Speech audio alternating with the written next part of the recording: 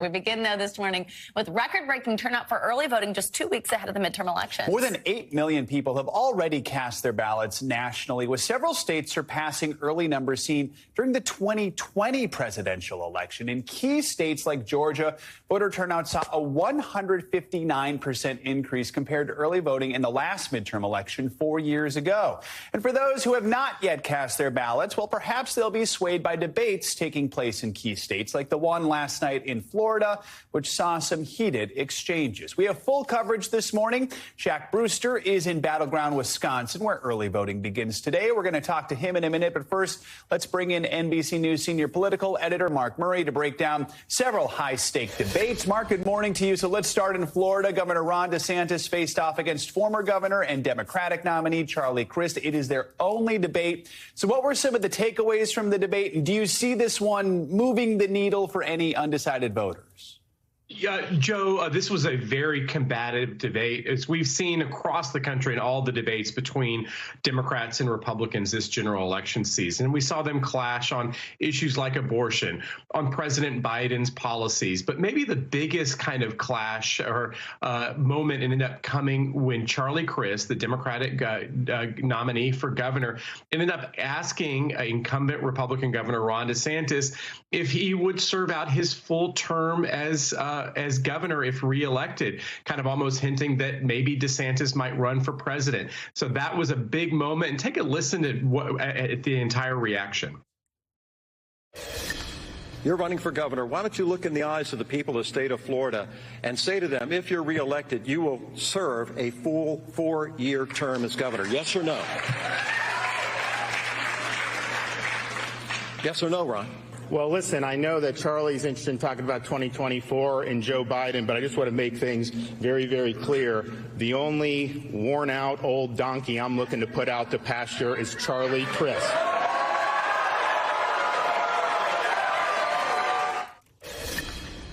DeSantis's refusal to answer that question really did stand out. But whether or not it actually moves the needle, I'm not necessarily sure in a state like Florida, which has been trending the Republicans' direction over the past decade, Joe. Okay, we've got a huge debate tonight. That's between Dr. Mehmet Oz and Lieutenant Governor John Fetterman. The two are in this competitive race for Senate in Pennsylvania, which could really determine control of the entire Senate. So lay it out for us. What is at stake tonight for each candidate?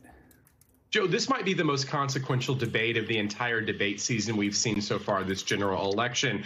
John Fetterman, the Democratic nominee, has a lead, but it's small, and it's actually been smaller than what we've seen over past months. And of course, this is the debate that he's had after his stroke. And as our own Dasha Burns ended up revealing, you're going to end up seeing Fetterman end up using a kind of transcription service to be able to process the dialogue that he's had troubles with auditory processing. So that is going to be interesting to watch that for the health issue.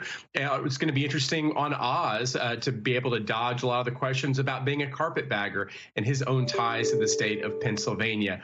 Really big, high stakes in, Joe, maybe the most consequential state of all on what would end up determining Senate control. We've also got debates tonight in two high-profile governor races that maybe weren't getting that much attention until now. One's in Michigan, one's in New York. Both incumbents are Democrats. So we've got Gretchen Whitmer and Kathy Hochul. Both are holding on now to shrinking leads. So walk us through what's happening in these states and what both those incumbents need to do tonight to try to hold the lead. Yeah, first in Michigan, Michigan's always going to be a close race in our polarized politics. Whitmer, the Democratic governor, has been ahead, which has been notable that we've seen from other Democrats across the country. She's received a whole bunch of breaks, including her nominee. There were some other Republicans who were unable to get on the ballot, and Whitmer has been able to kind of get breaks in what has been a very challenging political environment for Democrats overall. In New York State, do remember that Hochul did not end up winning a first full term. She ended up becoming governor after Andrew Cuomo ended up resigning from office. And sometimes that makes things a little bit challenging.